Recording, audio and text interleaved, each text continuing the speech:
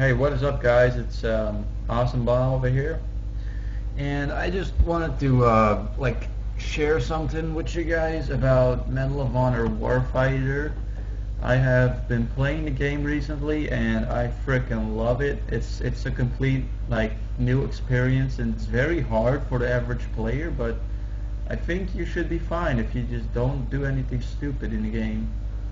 Alright, so running and gunning, which is like the most popular play style for good players. Running gunning is not it's not a good idea for Medal of Honor Warfighter. You should just stay back and don't run and gun like an idiot. Just stay back, shoot your targets, and try to move up to the objective when you can, and you should be successful. Anyway, that's not the whole point of this video. My whole point of this video is that I've been hearing and reading a lot about people getting frustrated by the sniper class, especially about the TAC 50 sniper, and I am absolutely not agreeing with these people who actually hate these people, the people who use the snipers and stuff. I'll explain that later. I'll just show you one example of a guy right here. Is on Battlelog. He wrote a thread about him being killed by the sniper all the time. He says the sniper class is seriously OP, overpowered now. Not only do they get a higher powered rifle with a scope, or better said, the Macmillan TAC 50, but also they get a G18 with unlimited ammo to dominate close quarters. It's now a new class, no skill required. That's not true. Yes, you guessed it. Nerve is needed. And he just adds here, and not to mention the switchblade. So he thinks the switchblade is overpowered as well. Well, I wrote a message to this guy in the thread. Here it is, and I'm going to explain that on my word page over here. So he is complaining about the powerful Macmillan TAC 50. Well, he's not mentioning it, but I think that's his main problem with the sniper class. And the Macmillan TAC 50, I'm just gonna share some information with you here. It has a 5-bullet mag with 1 spare bullet in it if you reload while there's still a bullet in the weapon. So the cons of this weapon. Well, it has a ridiculously slow fire rate, a ridiculously slow reload, and the player has heavy breathing when scoped in, which is a really big issue. And you have a very low agility with it, so you can't sprint really fast or move with the gun, and that makes it pretty hard to use. And the pros of the Macmillan TAC 50. It's powerful at every range, so it doesn't lose damage when you move around, or when you are far away from the enemies. And the shots above the middle part of the body are one-shot kills, unless the guy you are shooting at is a demolition with ballistic armor on. I think that is very reasonable, because that's what snipers are for. They are supposed to be able to take pot shots on any idiot who walks around in the open, as I've noticed right there. So yeah, basically what you do, I wrote it down here, I'll just explain it later. I know how to make sure you don't die because of the snipers. And the damage of the TAC 50, well, on the headshot it's 220 HP gone. So that is pretty much. That means when you give a demolition guy a headshot with this sniper, when he has his demolition armor on, he is still dying because he lost 20 more HP than he can take. And let's see the damage. Everything between the head and legs. So when you shoot between the head and legs, it is 110 HP. I just discovered this while playing with a couple of friends, so this is absolutely true right here. And shots on the legs and feet are 55 HP. I've also tried that on different ranges. It doesn't depend on ranges. It's always 55 HP when shooting on the legs and feet. Alright, so this guy also, if I am correct, right here he mentions the G18, which is also not a good like it's not a fair gun for all the other classes because it's like it has unlimited ammo and it dominates the close quarters. Well, this is true, dominates close quarters, and also this is very true, but this doesn't mean that it is overpowered. I'm gonna explain that right now. The G18, it has 33 bullet mag. It doesn't. It's always 33, not 34 or 32. It's always 33. All right. So the pros of this gun, well, actually, there's only one pro. That is quick fire rate. This thing shoots ridiculously fast, and that is one of the biggest pros of this weapon.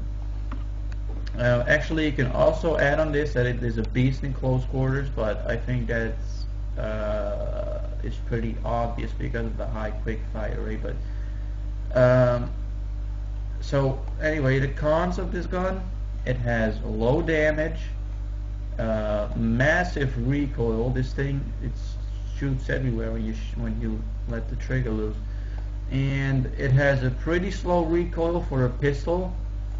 Because it takes forever. It's like 5 seconds or something, unless, yeah, I think it's 5 seconds when the reload's done on this gun.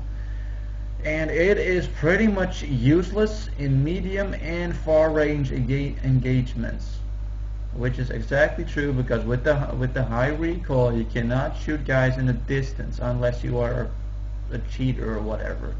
So I have estimated the damage here because I am not completely sure if this is true. I've been looking into this too, playing with a couple of friends, used the same technique as I used with this gun over here, just kept shooting the guy a couple of times. Like I tried shooting the guy with one bullet in the head and that came out as 20 HP lost. So that means with 5 bullets to the head with the G18, the guy, if he has no demolition armor on, he should be dead. But you cannot shoot like 5 bullets at a time in the head. That's pretty hard because of the high recoil. Everything between heads and leg is 10 HP per shot. So let's see, that takes 10 bullets for a guy to die if he has no ballistic armor on. I think that's pretty reasonable because, yeah, most other guns need like 6 or 7 bullets or 5 maybe, I don't know, to kill somebody between the head and legs. And legs, a shot between the legs and feet takes away 5 HP. So that means 20 bullets when you shoot somebody only in the legs. It takes 20 bullets to kill somebody and 40 if he has a ballistic armor on, but that's 40 is not possible because it only has a 33 bullet mag. And remember this is estimated, it cannot be, it's not 100% sure if this is true, but it's estimation here. So yeah, that's pretty much the stats for the G18. Then he also mentions, not to mention the switchblade, because he thinks that's overpowered too. Well, I'm going to explain exactly why it's not. So the switchblade pros, it works as a UAV when you launch it, and it's also works as a guided missile. You can launch it down to the enemies and blow a couple of them up.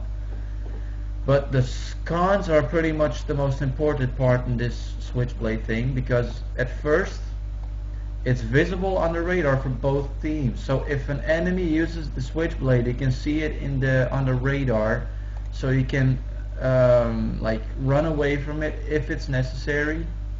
Like when you see it coming towards you, you can run away from it and it will most likely miss you, so you can avoid being killed by the switchblade that easily. Also, you can't kill anyone with it who's hiding in a building. You cannot like drop it on the roof and expect to kill somebody with that. That's not possible. When he's in the room, he doesn't die. Also, the steering when the missile is diving is very hard. With the diving part, I mean when you launched it and you're about to launch, like drop it on someone. As soon as you start dropping it, the missile is almost unsteerable because it's like it's just dropping to the ground, and the gravity is holding it back. You cannot like steer it around too easily. So yeah, it is hard to use this thing as when you are using it yourself. It's just difficult, which makes the switchblade kind of hard to use, and it is not OP, not overpowered. Same with the other two guys. I mean, yes, of course, the Macmillan Tech 50. Yeah, it shoots. It kills someone with one shot. Doesn't matter, but look at this. Slow fire rate, slow reload, heavy breathing when scoped in, and low agility. Well, that says enough right there. That doesn't make it an overpowered gun. You cannot go Rambo with this thing. That's ridiculous. If you try that, you'll just die. And as I said here, that's what snipers are for. Should be able to use the gun to kill guys easily who are just randomly running around in the open. So where was I here? Oh yeah, the effective range of the switchblade. Estimation. I have also checked this out with my friends, and I am not exactly sure if this is it's not like exactly true here maybe, but this is what we found out. If the switchblade explodes 5 meters away from you, you die. If it explodes from 5 meters to 10 meters, you only get wounded. You won't get killed, only wounded. Well, we are not completely sure if this is true right here. 5 to 10 meters. We have like this estimation, as I said, but we are guessing that it is like 5 to 10 meters. You are wounded and you won't get killed unless you have like low health. And oh, I should have probably added that.